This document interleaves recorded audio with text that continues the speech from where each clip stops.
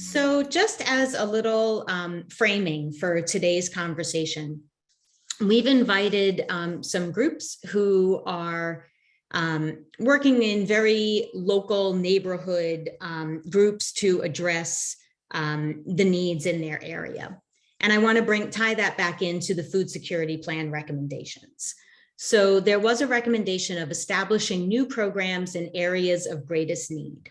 And when I talked about this in in January, as to kind of where we were to date on this issue, we noted these local coordination meetings. So Thriving Germantown, the East County Partnership, the Emergency Assistance Coalition, and the Gaithersburg Area Food and Social Service Providers.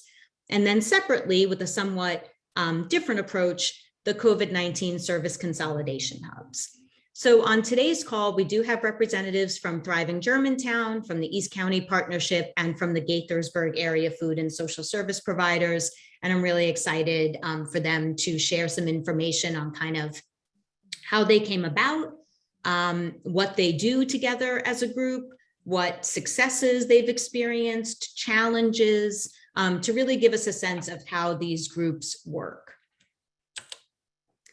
And again, for those of you who would like all of the information from the food security plan, because I know sometimes these take a refresher, and also the headlines don't always match up with what we see then in the description in the plan. So just to make sure we're tying those things together. So the recommendation was to pilot neighborhood level programs in specific zones, implement neighborhood level strategies similar to those currently being developed by the East County Opportunity Zone Initiative, building on the data gathering in this iteration of the plan and during year one, implement pilot programs that target pockets of food insecurity through strategically located new food assistance sites. Also implement pilots such as a one-stop centers for co-located services such as food assistance and food literacy resources and benefits program education, increased transportation availability and efficiency, and comprehensive multi-stakeholder community outreach. I'm just going to ask if everybody can just stay muted during the presentations. Thanks. There was also a second bullet in that, which I'll talk about in a second, of MCPS partners with parent groups, nonprofits, linkages to learning, and other stakeholders to explore the school-based pantry model as an emerging tool for increasing food security in concert with school-based feeding programs. So to that note, I had invited Amy Beal from MCPS's Community Schools program. Unfortunately, she could not join us today, but she is going to join us in the future. But just to help tie in this conversation, I wanted to share with you the lists of what elementary schools are part of the MCPS's Community Schools program. So there's a number in Silver Spring, there's a site in Tacoma Park, one in the Rockville-Wheaton area, a handful in Gaithersburg, and then one in Germantown and one in Montgomery Village. What Amy Beal is doing right now is she is reaching out to these individual schools to find out what food assistance resources are already being provided to students and their families at that school. So if you are already, Alyssa, I see you, I'm going to get to you in 1 second. Thank you. Yeah, I love it.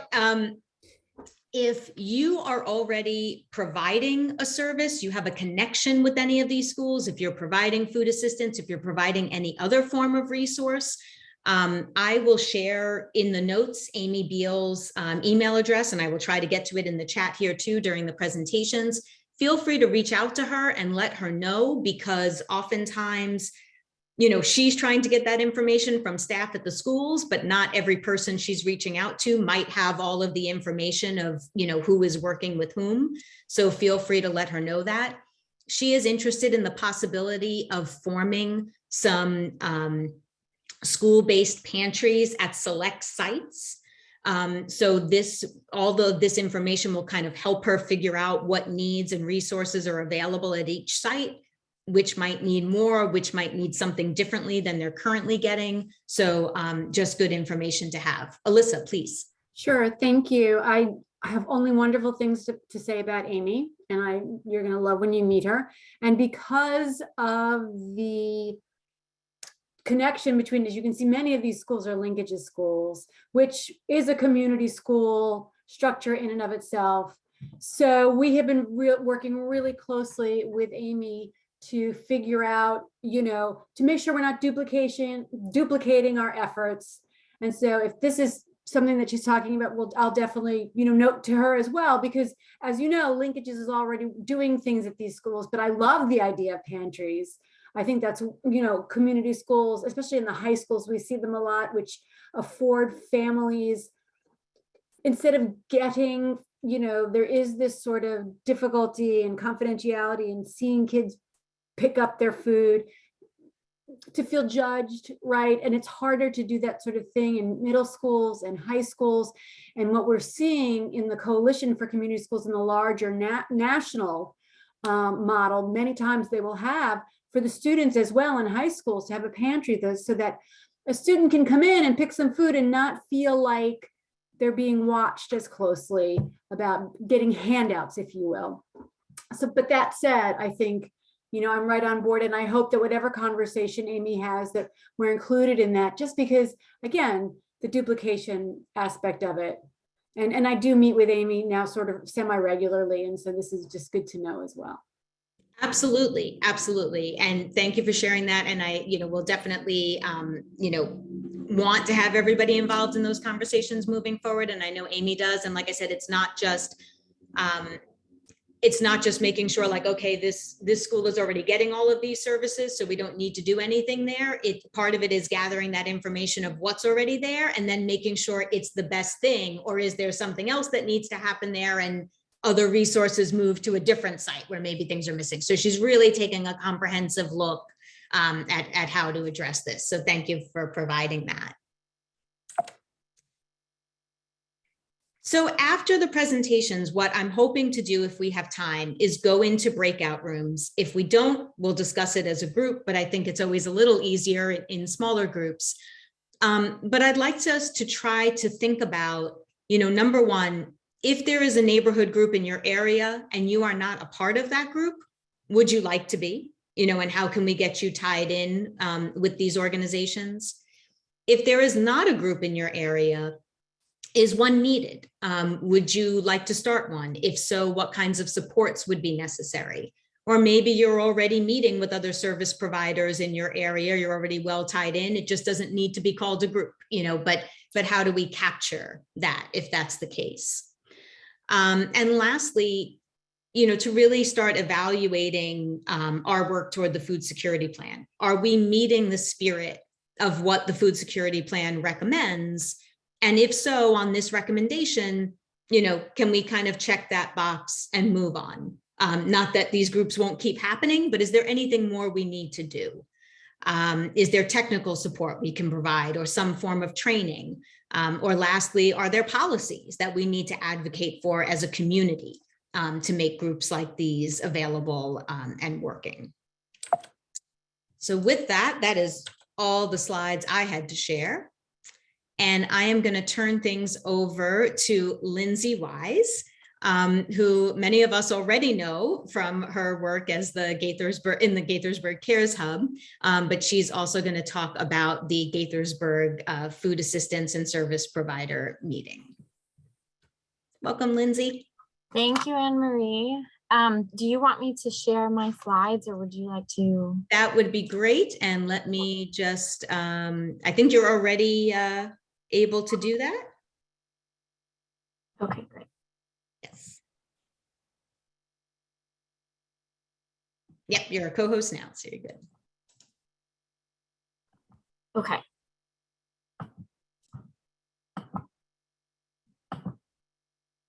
Okay. So yes, my name's Lindsay Wise. I work as the manager of the Gaithersburg Cares Hub here in, we're at Seneca Creek Community Church here in Gaithersburg. And I was asked to come and speak about our Gaithersburg area food and social services provider meeting, and just how we came about and what we do, and more about the inception and what it looks like. I will say the inception, I'm speaking out of turn, sort of, because I wasn't exactly there. but I will say it's been amazing to be a part of. So how we started, many of us were working in the area of food and social service providers here in Gaithersburg, which, you know, is relatively a small area. And we recognized, especially through Maureen Herndon, was a huge advocate of this. She's the City of Gaithersburg Division Manager from the Department of Community Services. And just recognizing that, you know, we're all working in this area, and who's to say we're not duplicating efforts? So many of us have the opportunity to work in these areas, but we just recognized that we wanted to know who was doing what where. And so she helped us a lot because, as you all know, these hubs, you know, we came out of the pandemic and we're all sort of new to this area in what we're doing. And so she helped us connect with a list of providers, and knowing, really leaning on her leadership as someone who knows what's going on in Gaithersburg, being able to come up with a list of providers and bring us all together. So that started very much an intentional partnership with Manna Food Center and Gaithersburg Health. And I will shout out to Jenna Umbriak, the director of Manna Food Center, and Margot Goldman, the executive director of Gaithersburg Health. So we kind of all came together and have worked in a collaboration to come up with agendas, to come up with, you know, how we're going to do our meetings. We meet quarterly. So we began to meet quarterly and realized, let's bring other people in. And so we brought in many providers from the area and started these quarterly meetings. And this team has been essential. They've brought so much knowledge and experience. And so it's been amazing learning from them and working with them. And so what is the value, and kind of what are we doing in these quarterly meetings? So all of the food and social providers working in the area are invited to this Zoom. We connect and know one another, and the services that are in the local community. So who's doing what? We talk about what's going on in the community. We're sharing information to help us better serve the community and refer clients to one another. I know sometimes we know about an organization, we know on paper what they do and who they are, but whenever you actually have them in the room, so to speak, in Zoom, then you can get a better sense and ask questions. And so it's just a smaller setting. We're here, we're 90 people, and we're across all of Montgomery County. It's just a smaller setting, so you can really dig deeper with everyone. Uncovering opportunities for us to partner in mutually beneficial endeavors to be more effective. This I've experienced firsthand. We had one of our last meeting was about healthcare. And so we had several providers come and talk about healthcare because of a survey that was done by the Equity Center that revealed to us that healthcare is a real struggle in this community. And I was able to partner with Mobile Med, and they came out to our, brought representatives out to our choice pantry and talked to community members about their services. And I just don't think that organic relationship and connection would have happened as well and as quickly as it has through these meetings. And so it's been a beautiful thing. Learning from one another, sharing ideas and troubleshooting challenges. I mean, part of, and I'm preaching to the choir here, all of our work there, we run into dead ends, we run into problems. And so often they're the same problems. And so we're trying to troubleshoot, how how can we be better providers and be more equitable? How are we doing, and how can we do things better? And then also to build strong collaborations to better adapt and respond in crisis. I think this has been huge, because when we recognize that none of us knew what to do in a global pandemic. And so something that I've enjoyed and I've learned is to remember to have the posture of humility, that even if we feel like we understand what we're doing, when a pandemic happens or chaos ensues, having these strong collaborations in place will help us be more prepared in the future if or when that happens again. And so really recognizing that we're all lifelong learners, and coming from a place of humility, that even if we're strong in something, we still have the weaknesses that we can benefit, and we're stronger together. And so these are just some of the best practices that and the challenges that we've had so far. And certainly more will come about. I mean, even on this meeting, I'm sure Anne-Marie can attest, people are busy and they have too many meetings. And so it's hard to find a time that works for everyone, but we've thought it has been helpful to use a meeting survey to see, when can the majority of people meet, to try to get as many stakeholders in the room as possible. Scheduling well in advance and sending an agenda has been helpful for people to understand, what's the benefit for me being at this meeting? What can I learn? Or what questions can I bring to the room, and already be thinking about it before we meet. And then also just encouraging introductions and opportunities to get to know one another better. I'm going to shout out to Jenna Umbriak about this one too. She's great at icebreakers, and it makes the environment more accessible. We recognize that, we're all here for the community, and just taking that scary Zoom professionalism away just a tad, to know that we're all here for the community. And we just really want to know one another and know how to support one another and do what we're doing even better. Include plenty of time to share for sharing and question and answer. This is sometimes great on Zoom because we have the opportunity to, if someone isn't uncomfortable sharing in a public space, maybe they can send it in the chat. Being able to ask for people's emails to follow up on something that was spoken about, but having enough time to really share, because that's the benefit of having a smaller meeting, is that we're all dedicated to this one, geographic area.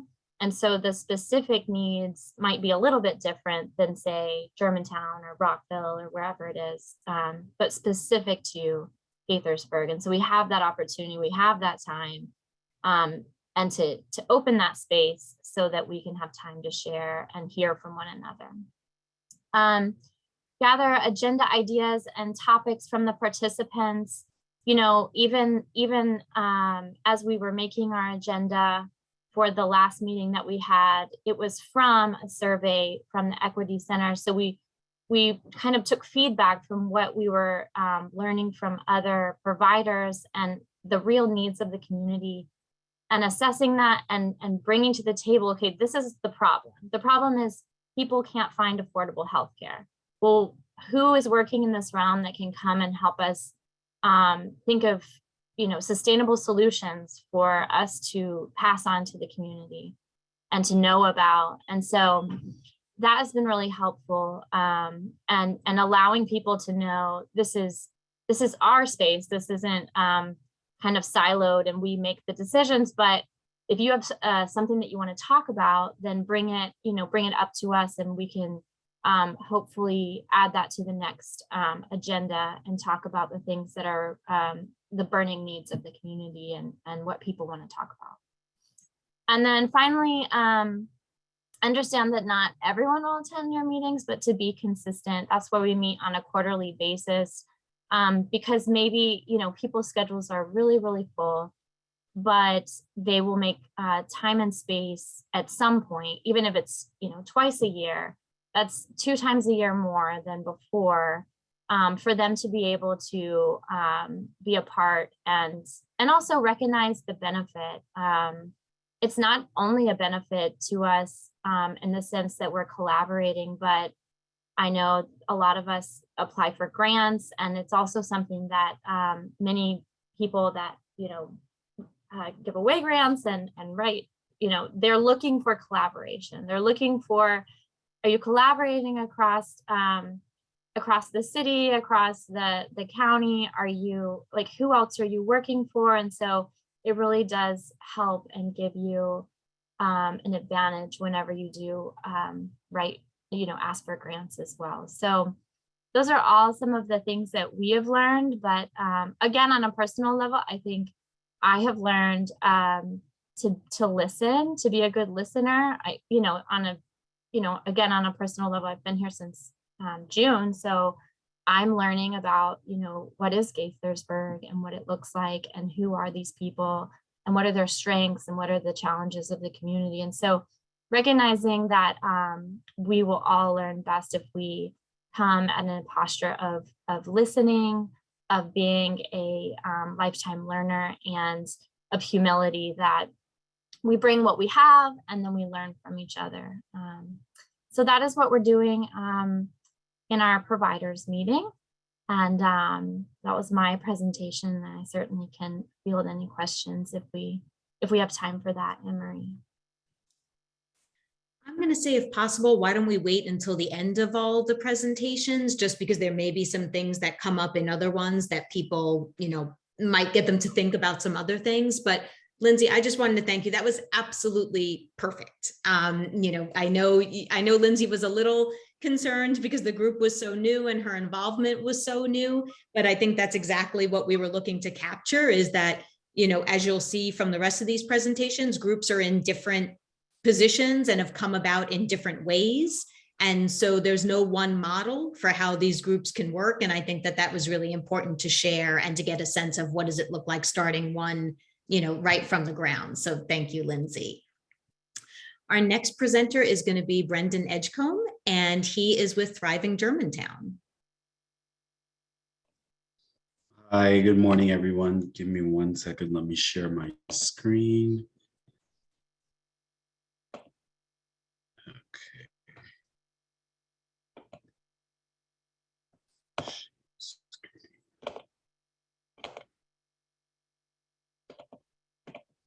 Okay, are you able to see my screen? Okay, perfect. Okay, so I'm representing for my entire division, but the program that I'm specifically responsible for is called Thriving Germantown. But I'll present on each of the programs that are within the umbrella of family, community, and school-based services. So the first program that we have is called we call it the BAC Center, the Betty Ann Crank Center. It's a short-term emergency shelter for survivors of domestic violence that live within Montgomery County. So this is a 60-bed facility, and it provides a confidential place for women that have experienced domestic violence as well as their children. While they're in the BAC Center, excuse me, they're able to receive different services like therapy, access to legal resources, financial resources. They're fed and also included in different activity groups and procedures. And then we have HIP, the Housing Initiative Program. So this program, it's targeted towards individuals that are experiencing homelessness. Gender doesn't really matter for this program. What this program operates from a housing first model.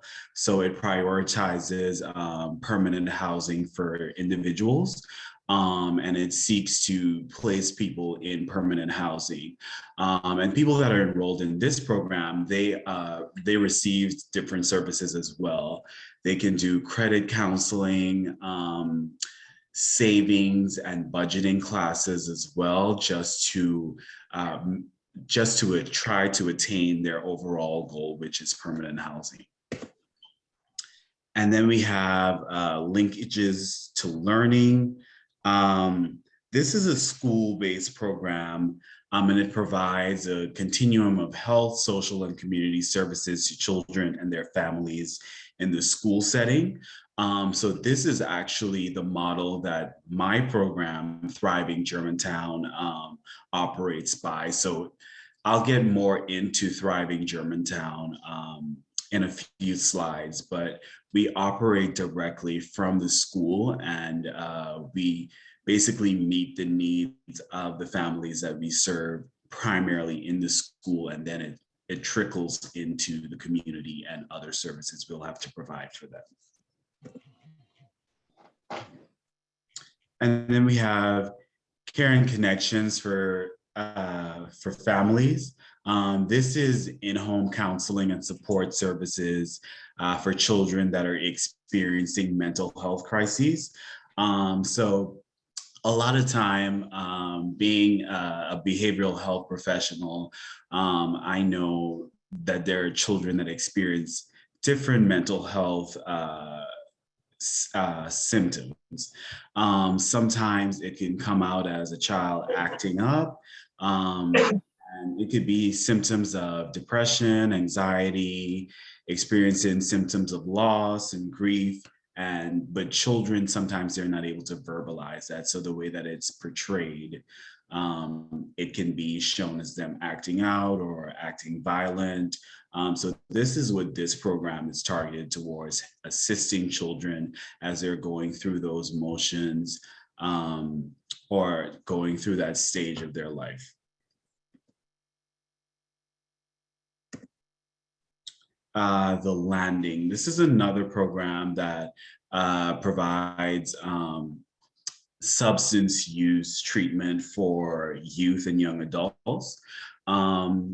And in this program, it provides a supportive environment where youth in Montgomery County who are recovering from substance use could receive recovery and support services. So this can range from many different things like relationship building, skill building, team, an emphasis on team building, assisting with therapy and counseling as well. Just because when youth and people are going through the process of recovery, a lot of times some of the relationships that they've held in the past, those relationships could have been broken or fragmented or halted as well. The Adolescent Recovery Clubhouse. So this program provides youth with services to address their academic needs as well as their substance use struggles. Each participating youth receives a plan that is individualized to their specific need. All services are provided by certified teachers. In addition to their academic needs being met, youth have access to the full suite of services available through the Landing, an after-school adolescent recovery clubhouse offered by Shepherd Pratt. And the Youth First Care Model program.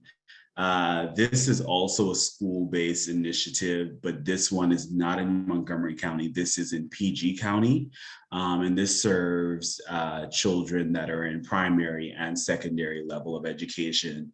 And these mental health professionals are usually licensed social workers or professional counselors, and they provide mental health services and education to teachers, administrative staff, as well as directly to the student in the process.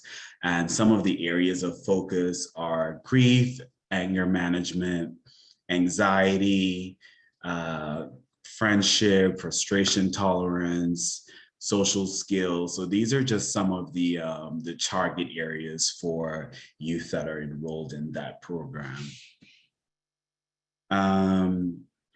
And then our trauma-informed school program. So this is very similar to the program that I introduced before. It has the same model, and they work towards many of the exact same goals.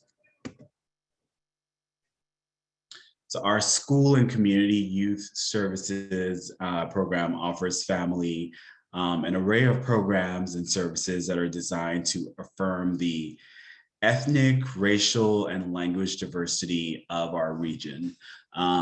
As many of us know, the PG County, Montgomery County area, there are individuals from very different backgrounds, countries, creeds, religions. And so this program here is specific to affirming people that are from whichever group they're from, and making them feel comfortable and growing our community.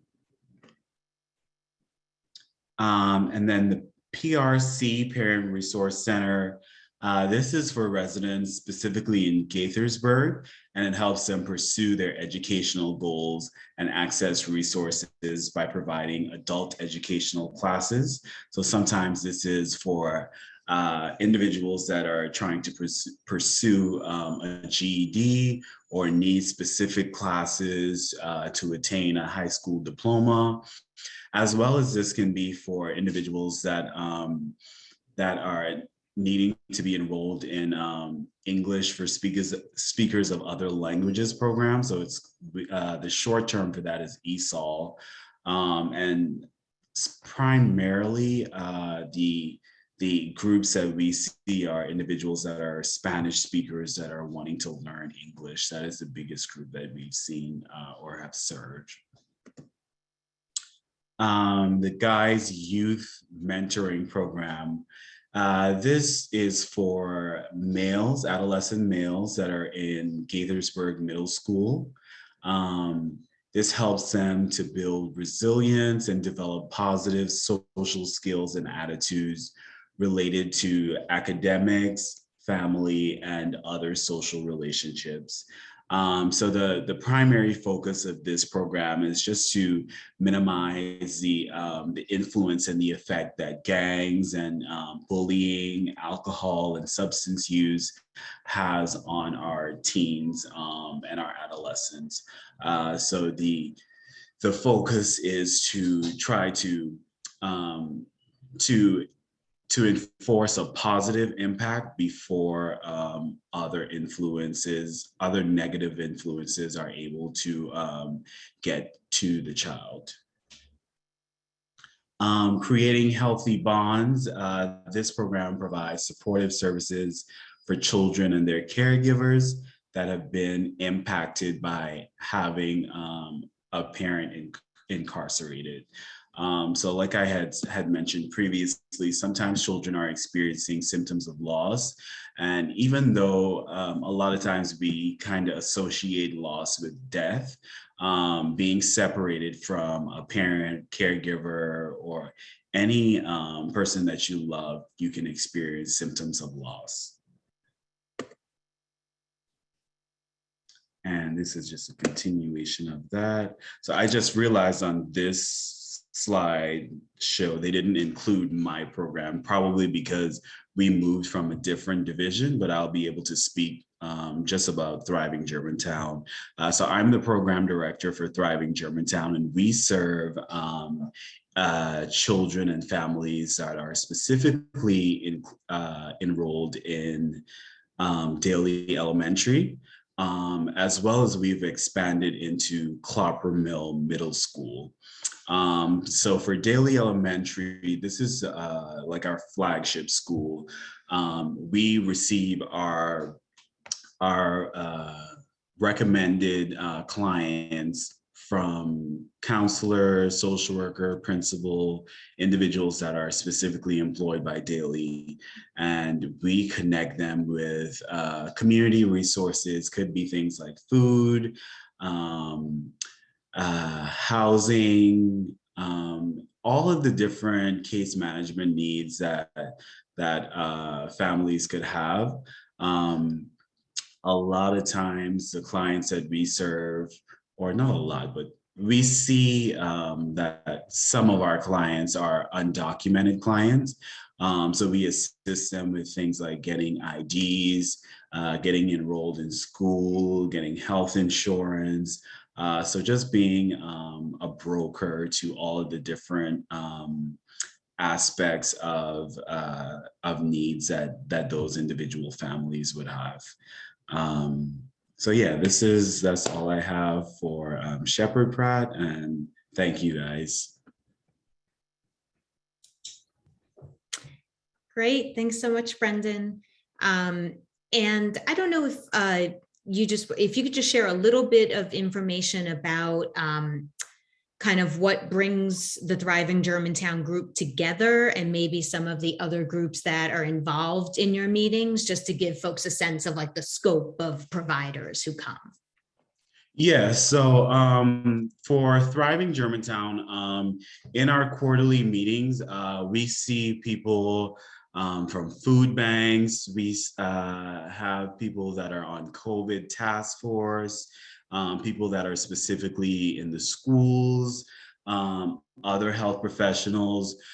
So for us, we like to keep, or I specifically like to just be open to all of the various resources that we have within the Montgomery County area, and even within the metropolitan DC area.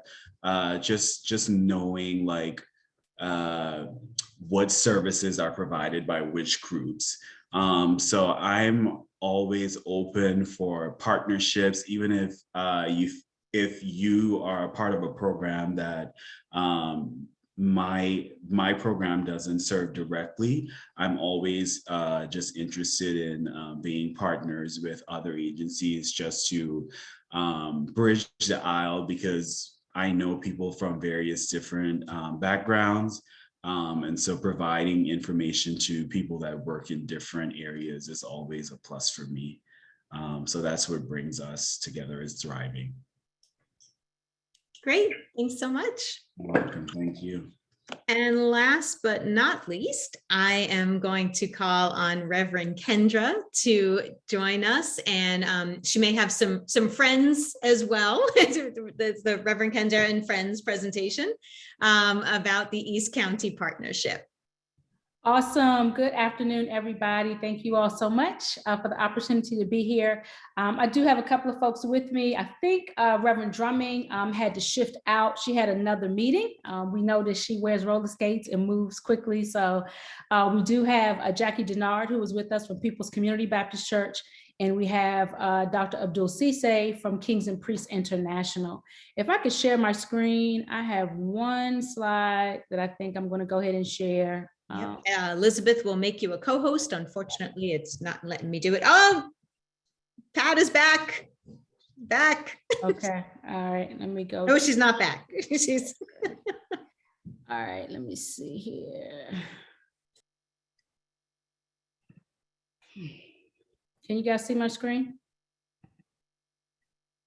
Cool. Awesome. So East County Services Consolidation Hub. I'm just going to do a quick introduction and I'm going to have to move this so I can see. There we go. The East County Hub and Spoke model. And so we are the East County Services Consolidation Hub for the East County region. Our story, how we came together, obviously, it was around addressing food insecurity during the height of the pandemic. And each one of our organizations were already doing some sort of engagement and involvement in community. Dr. Sise, of course, Reverend Pat, People's Community, and Kingdom. We were all doing something. as it related to community engagement, community involvement. We were all very active. We just weren't necessarily doing that collaboratively together. And so when the idea of the hub was presented, there were several different organizations in East County that had expressed interest in either being a hub or coming together to work as a part of the hub. And so the majority of my time in presentation is really going to be focusing in on how you kind of bring organizations together that are in the same geographic area, and you have a similar interest. So obviously it was food insecurity, so that was our interest, but we were also in the same geographical area. And there are many providers that are providing supports and services in the East County region. And so our intent was, how do we bring all of these different providers together to work collaboratively, to be responsive to community felt need. And we gathered we had several meetings, and I want to thank Manna, before I forget, Jackie DeCarlo and Jenna. They've been receiving great kudos already. I just want to echo that for their support in helping us to come together, supporting really us coming together and working with us as a part of the hub. So our story in terms of how we got together is Kingdom had also expressed interest in serving as a hub. Based on who we were as a church, it kind of fit our identity, our personality, but it also, fit our shared values and our goals to serve community. And Dr. Cisse, as well as Pat and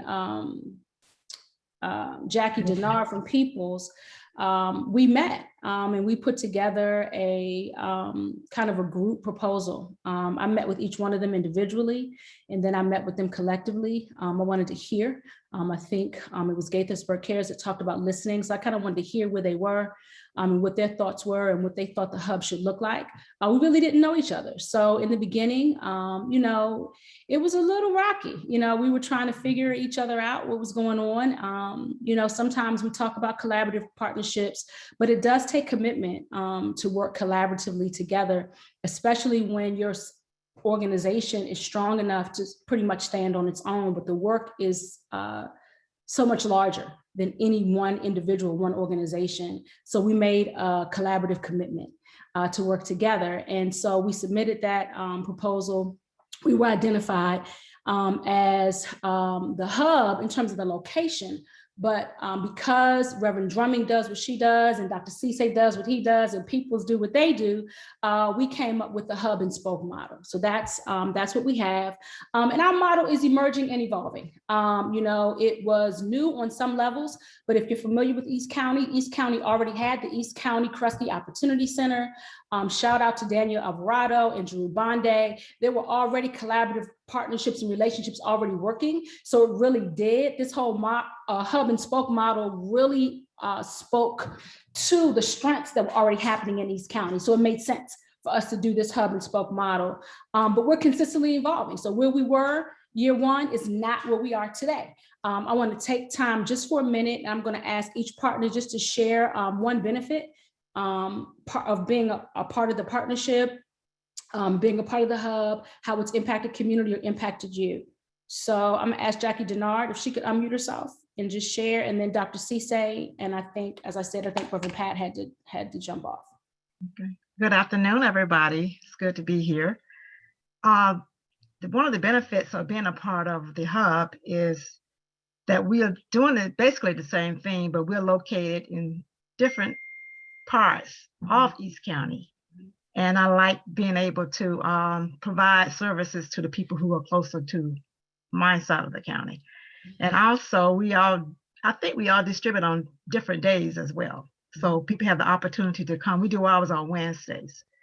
And I know Dr. Cisse, I think he does his on Sundays, and Kingdom Fellowship, he do yours on Saturdays and during the week. So we all do the same thing, but we do it on different days. So I think that's a benefit to the community. And that's what I like most about what we do.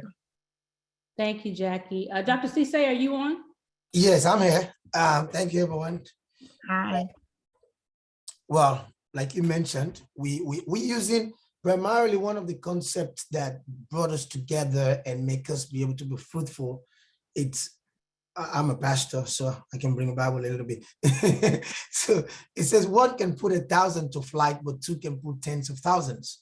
So the ratio, if we decide just to do just by ourselves, our goal is to serve our community, is to serve the residents of Montgomery County. And we found ourselves in the East County region. Of course, where we are situated, we're part of the East County, and everything about us is the East County, but I'm pretty sure we support in Montgomery County, especially the Mid County. Every other Wednesday, every Sunday, we got a lot of them from the Mid County coming over to East County. And we're in the East County region, and we work collaboratively. One of the things that we can talk about that we did last year, and we're looking forward to this year, we're inviting the other hubs, come and be part of it and come see what we're doing, is the expo. Did the expo at CS, and it was great. We brought in workforce development, we brought in the county council members, we brought in Africa, brought different organizations, just an expo right there, come in and display what you can do for the county, how the county resident can benefit. And all of this, we hosted it. And I'm pretty sure Reverend Kendra is going to talk about how we've worked together. And when the capacity grant, we were able to get a shared cold storage space together. That shows the team of unity. We all have our different little cold storage, but since we were running out of spaces as we're serving the community, so we came together and put a proposal together for the capacity grant and went in to get a cold storage space that we can share together. We had a proposal we've talked about before. Like, for instance, we have a 26-feet reefer van truck, a box truck, and Reverend Pat has the same thing. So another thing we talked about it, we didn't work with it, but I know it's something we're going to deal with in one of our meetings where we're talking about, okay, maybe we can get a driver that we can share around. Because sometimes we have our box trucks are sitting down, you know, because we only depend on volunteers. So we're looking at it, we have someone that we can commit. So we're putting all of these things together, all for the interest and benefit of the county residents. That we can share our drivers together, that you can use this truck and be able to move around and pick up food. For instance, I think Elizabeth was talking about the Alive. I make use of it this past weekend. We pick up there on Friday. Because I've been part of MAFRAC for quite some time. I review grants for them and everything. So I'm part of that, their makeup team.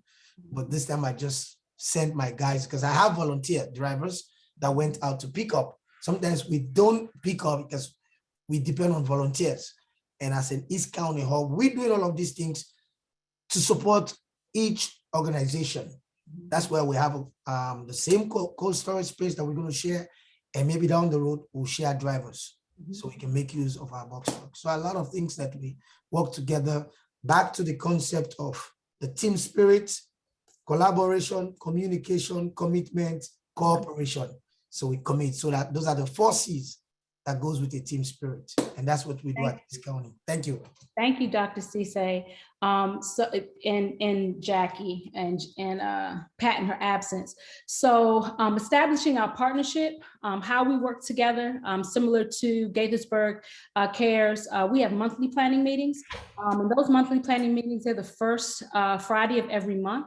In addition to food access providers, we also have other service providers that are operating in the East County region, and it's really open to anyone. We ask everybody share with others that are providing services to be a part of the meetings, one, so we can hear what's going on, but also so we can activate and engage more efficiently and more effectively. Our desire is to streamline services. We know that sometimes we may be doing similar things, but we're either doing it in a different area or a different population. So we have Impact Silver Spring. Of course, we have MANA that joins us. Last week, we had a presentation by WorkSource Montgomery. So James LeBlanc and his team were on, sharing information about how to get connected with workforce development. We always have the East County Kresge Opportunity Center there. Danielle Alvarado, Mobile Med is always on. And so it just really helps for us to be able to, similar to what Gaithersburg Care shares, to really be able to break it down and kind of focus it on a particular region, a particular geographical area, and be able to share resources. Dr. Cisse talked about the East County Hub Expo. So another way to really strengthen your partnerships is to do a project together, right? So this was Dr. Cisse's vision. He wanted to do this. We added some other ideas to it, and we did an East County Hub Expo. And we, served hundreds of people. It was great. It was a lot of work. It was a lot of work. It was a lot of work. But we said we would do it again, and we worked together again, and each organization brought their strength. And that really helped to level out the partnership as well. Dr. Cisse talked about the shared cold storage. So we're looking at how do you leverage your strength and how do you build capacity? One, it's about shared responsibility. Everybody that's a part of the partnership we have an expectation that not only are you going to come and get information, but you're going to bring something to the group. You're going to share something with the group, as well as shared impact and shared investment. So we wrote a grant together, right? And thank you to Greater Washington Community Foundation. That grant was funded. And so now we're going to have one of the first shared cold storage units. We're determining that location right now in East County. It's going to be phenomenal. And that shared cold storage is not just going to be for Kingdom Fellowship or just for Dr. Cisse or for Peoples. It'll be for those who are providing food security, food access providers in East County will also be able to have access to the shared cold storage. And we would not have been able to do this individually. It was only because of a collective partnership that we were able to do this. And shared impact. So we did not initially start sharing our data together. So now we're doing that. We're now sharing our data. How many people did you serve? How many households did you reach? How many children did you serve? And we're sharing that data collectively with Department of Health and Human Services so that they can see the impact that the hub and the partners are making to tell a better and a stronger story, as well as investment. So as the East County Hub, Kingdom Fellowship is the actual, is the lead agency for the hub. And so of course we receive contracts. We have a contract with the Department of Health and Human Services, but we also have these other organizations that are also doing service and could again do these services by themselves, but we're choosing to do it collectively. So what does that look like? So when Dr. Cisse says, hey, Reverend Kendra, I need a pallet jack or I need refrigeration. So now I'm also talking with DHHS and advocating, and I actually put that in our budget so that we're able to help support them so that they can leverage their services. We've done that with every organization, with Rainbow, with Dr. Cisse, and with Peoples. That's a part of being, the hub and spoke model, that it's not just about one organization, but that we are doing our best to work collaboratively, but to leverage their strengths and to build capacity across. So that's pretty much it. I'm sure we're out of our 10-minute time frame. Thank you so much for allowing us to share. And we'll be around if anybody has any questions. Thank you so much.